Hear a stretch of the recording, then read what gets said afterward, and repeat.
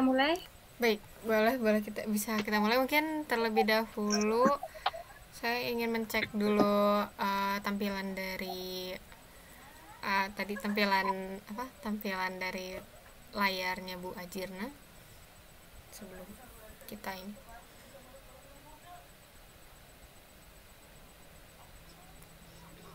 Sebentar, saya cek. Saya tampilkan dulu. Baik.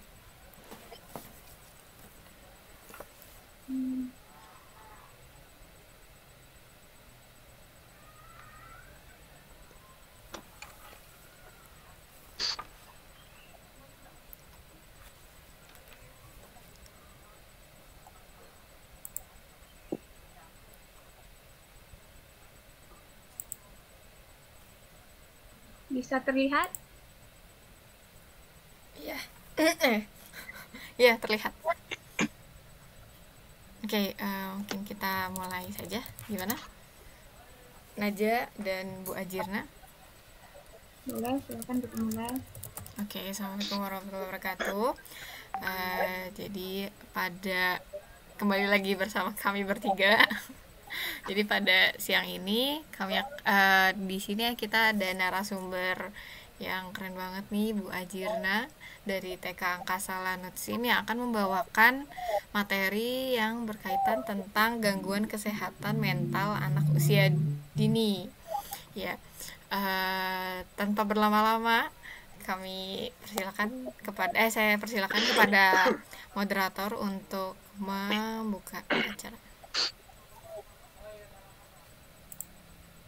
Ya, terima kasih kepada Mbak Eftika selaku host kali ini, dan saya ucapkan banyak terima kasih pada akan menjadi moderator kali ini, akan menjadi presenter kali ini.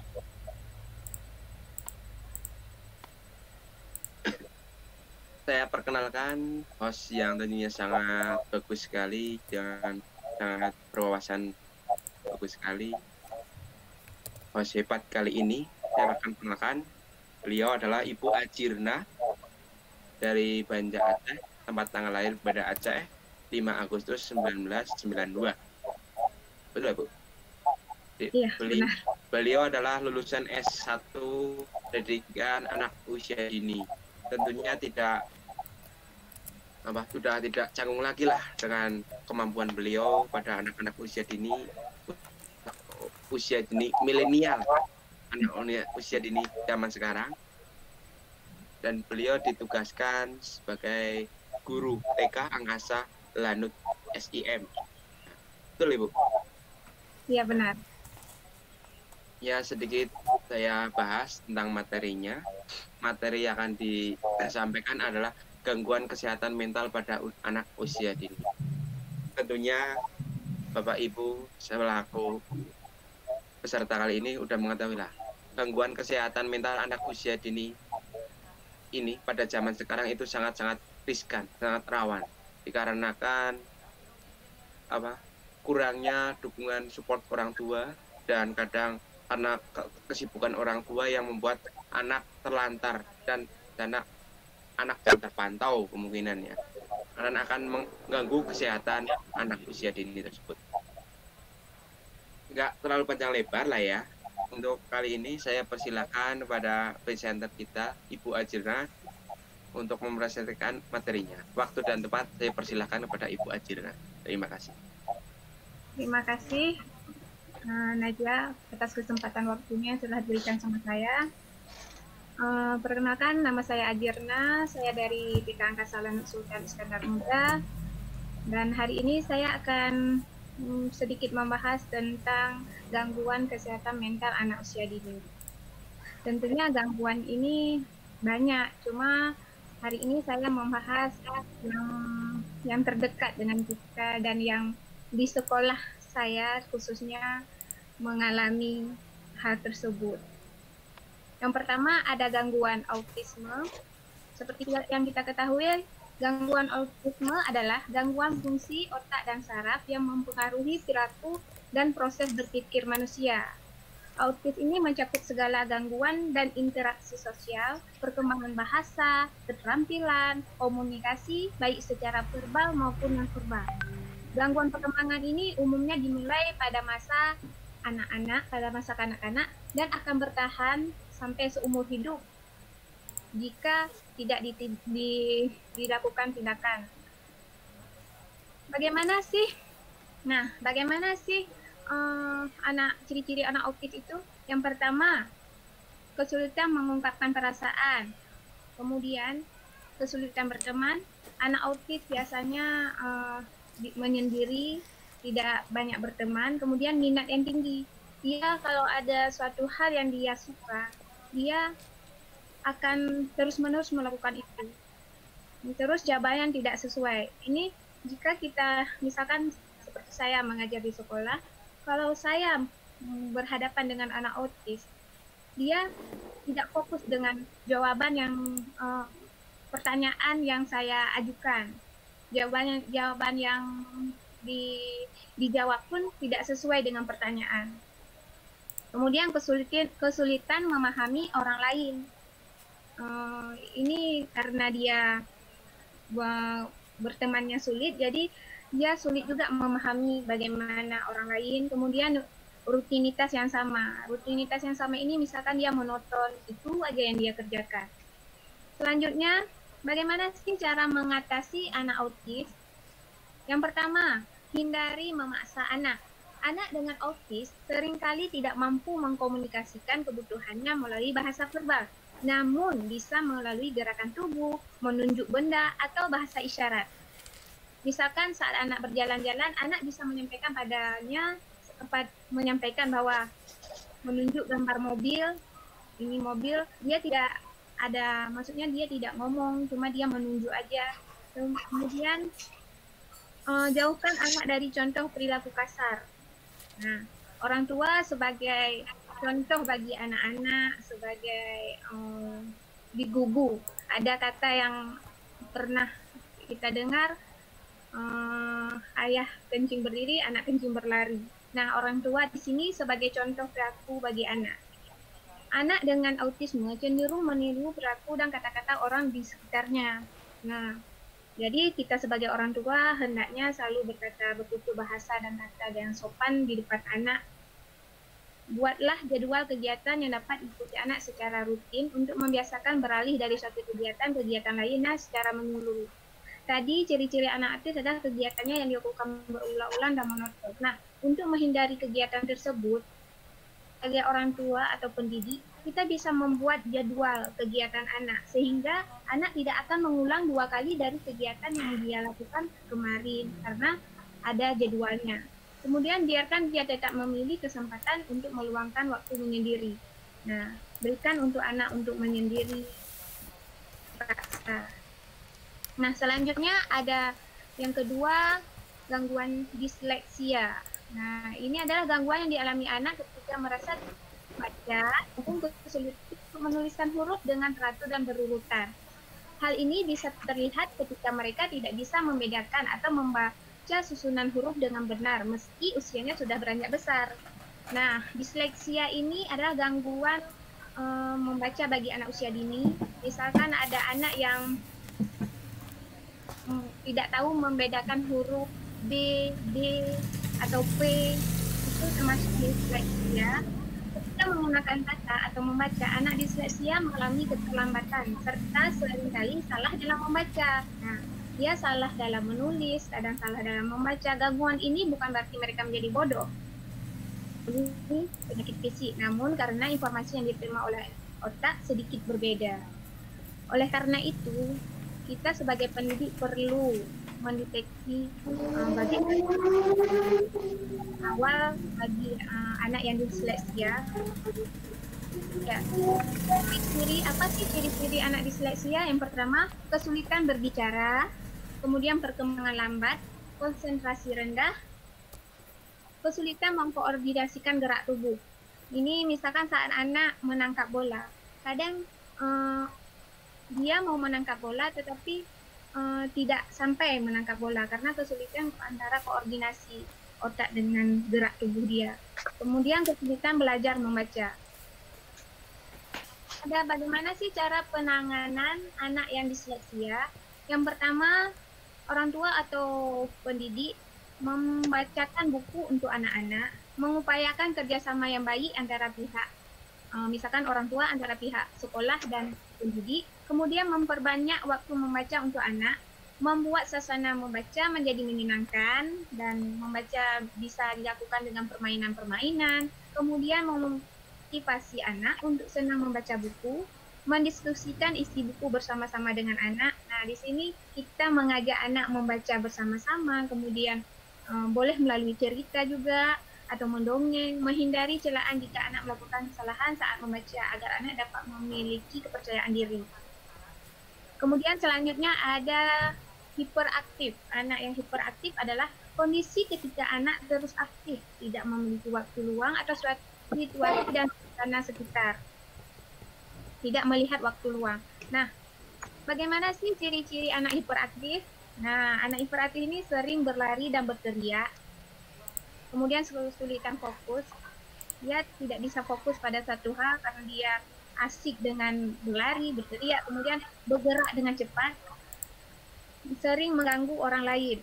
Nah, maksud mengganggu di sini, anak hiperaktif ini sering, misalkan temannya lagi bermain ataupun belajar, dia tidak bisa diam. Ada aja yang temannya, ada aja kegiatan untuk mengecoh temannya. Kemudian anak hiperaktif juga sering berbicara terus. Nah, yang pendidik bagaimana cara mengatasinya?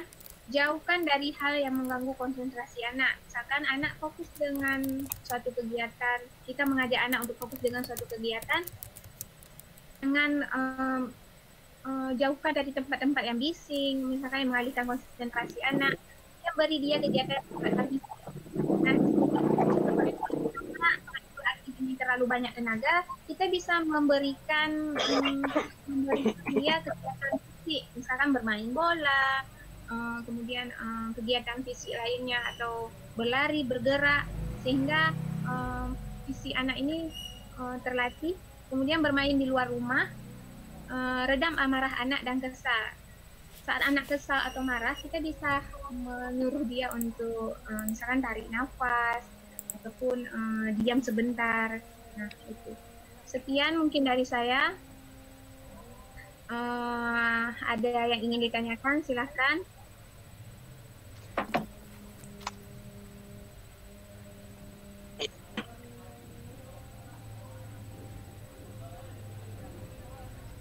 Silahkan teman-teman yang ada ingin ditanyakan, boleh. Mungkin ada yang mau, yang kurang jelas.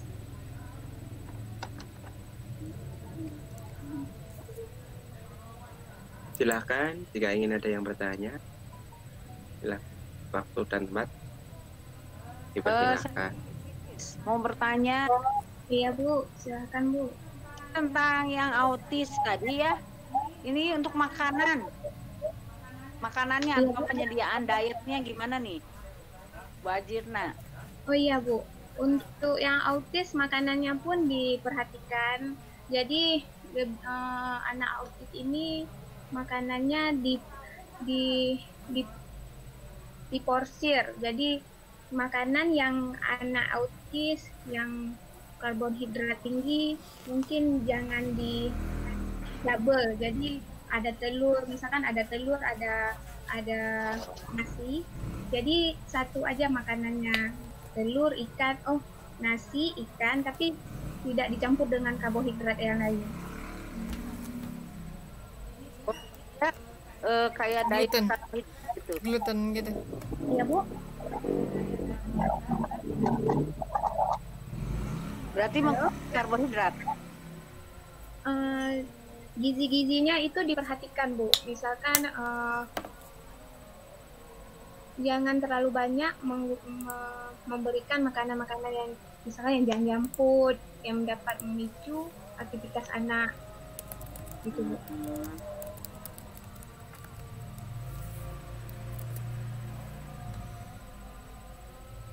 Semungkin. Bagaimana? Mungkin ada yang mau menambahkan?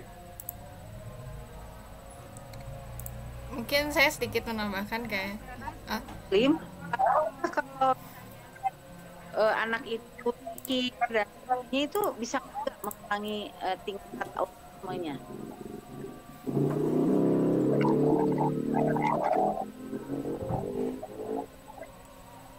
ya.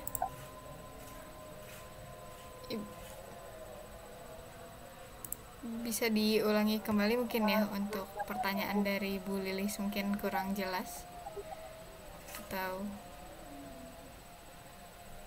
Ya, baik. Misalnya kebiasaan sholat zikir itu bisa tidak mengurangi tingkat keparahan autisme. sudah dipahami ya Bu Ajira? Iya, Bu, silakan. Jadi menurut Bu Lilis, apakah dengan kita mempraktekkan sholat, zikir setiap hari, maksudnya yang dilakukan sehari-hari, apakah akan menekan kemungkinan ada autisme yang anak autisme yang bisa ya memperparah gitu justru perilaku dari anak autisme? Mungkin bisa dijawab Bu Ajirna. Gimana? Bisa diulangi gimana? Oh, jadi gini, intinya pengaruh dari kalau misalnya kita zikir, sholat gitu, bisa lebih autismenya bisa lebih terkontrol atau tidak gitu? Bisa, iya benar. Dengan zikir dan sholat kita mengajarkan anak tentang sholat, zikir, itu dapat mengurangi juga salah satunya autisme. Kemungkinan autisme ini ya.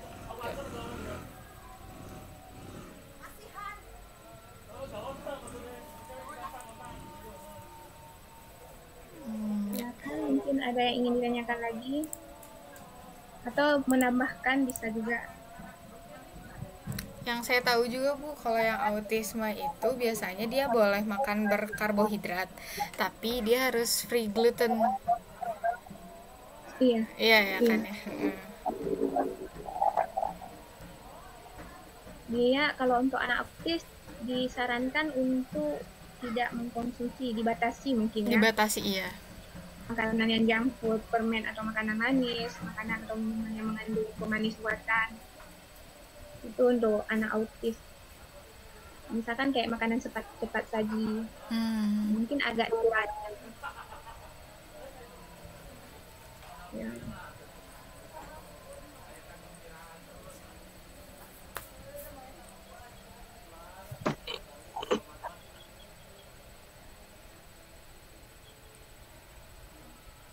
Gimana kepada moderator? Sepertinya sudah tidak ada yang bertanya lagi. Oke, terima kasih. Sudah tidak ada ya, terima kasih sekali pada Ibu Ajirna yang sangat luar biasa. Hanya keren sekali, sangat bermanfaat sekali. Khususnya pada Bapak Ibu yang telah memiliki omongan atau anak usia dini, itu sangat-sangat penting mengetahui sikap atau sifat dan psikologi anak kita, anak usia dini, khususnya yang berumur 1 tahun sampai 5 tahun mungkin ya Bu ya, apa 4 tahun mungkin ada anak usia dini itu. 6 tahun malah sampai 6 tahun. Soalnya kalau dulu sih mungkin saya anak-anak, kalau dikasih-kasihkan kalau diri saya sih mungkin anak autis ya, sering menyendiri kalau saya kemungkinan, dan cenderung pendiam dan pemalu mungkin. Makanya saya, kok saya banget gitu. Terima kasih terus memberikan informasi atau ilmu yang sangat luar biasa dari Bu Ajirna. Dari simpulan saya itu dari ada materi tadi ada anak autis, anak disleksia, hiperaktif, itu ada 3 klasmen, yaitu anak autis yang sering menyendiri atau introvert dan sulit memahami orang lain. Dan anak autis ini kemungkinan menurut saya itu kadang ada yang tingkat emosionalnya kalau mereka sampai dalam bahasa Jawa itu kesenggol apa ya, sampai selek atau crash dengan mereka, kadang pun melakukan pembalasannya lebih lebih keras atau kadang lebih sadis, karena anak pendiam cenderung kalau dia meluapkan emosinya, menurut saya itu pengalaman saya berteman itu kadang mereka lebih over gitu, dibandingkan anak hiperaktif ya. Ada anak disleksia, yaitu gangguan membaca di usia dini, dan cara mendidik anak disleksia itu dengan cara diajari membaca dengan cara yang menyenangkan, pembelajaran atau mengedukasi mereka dengan cara yang menyenangkan. Kan anak hiperaktif itu anak yang dalam bahasa keseharian saya nggak bisa diam atau nggak bisa antang, bahasa Jawanya itu nggak bisa antang. Itu seperti adik saya yang kecil cewek itu tergolong hiperaktif. Jam 12 malam dia masih bermain, masih apa itu, menurut saya itu hiperaktif. Dia sulit ditenangkan kadang. Kalau udah berkikuk keras ya, mau dia ibaratnya dia minta bermain apa itu, main mobil-mobilan, main laptop, harus ya. Itu menurut saya anak hiperaktif. Dan kadang lebih mudah berteman, lebih humble, lebih solidnya lebih kuat, itu anak hiperaktif. Ya mungkin dari saya sih seperti itu dulu. Monggo dari mungkin dari saya statementnya dari Ibu Ajirna. Dapat dikatakan bahwa gangguan kesehatan mental anak usia dini ini adalah salah satunya. Maksudnya banyak gangguannya, cuma ini 3 yang paling terdekat dengan lingkungan saya atau pernah kita dengar-dengar. Jadi saya mengambil 3 kegangguan mental. Yang pertama anak hiperaktif, autis, dan disleksia. Sekian materi dari saya. Lebih yang kurang saya mohon maaf. Saya kembali ke moderator. Ya, terima kasih. Mungkin setelah cukup dari saya juga, saya ucapkan terima kasih kepada Bu Ajirna yang telah menyampaikan presentasi dengan sangat luar biasa. Dan saya waktu saya kembalikan kepada Mbak Iftika selaku host kali ini untuk menyelesaikan webinar kali ini.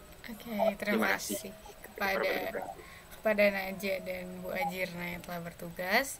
Jadi mungkin saya last statement terakhir gitu ya. Jadi penting untuk orang tua untuk mengetahui mengetahui ciri-ciri dari kesehatan dari gangguan kesehatan mental yang kemungkinan dimiliki oleh anaknya, dan penting juga bagi orang tua untuk mengetahui cara untuk mengatasinya, bukan malah jadi dan gangguan kesehatan mental ini bukan sesuatu yang memalukan, tapi kita bisa mengatasinya dengan bersama dengan bantuan orang tua juga. Mungkin akhir kata, terima kasih kepada Hadirin yang telah hadir di sesi tentang gangguan kesehatan mental pada anak usia dini. Saya ucapkan terima kasih. Wassalamualaikum warahmatullahi wabarakatuh. Waalaikumsalam warahmatullahi wabarakatuh. Iya, ini Ibu kita mau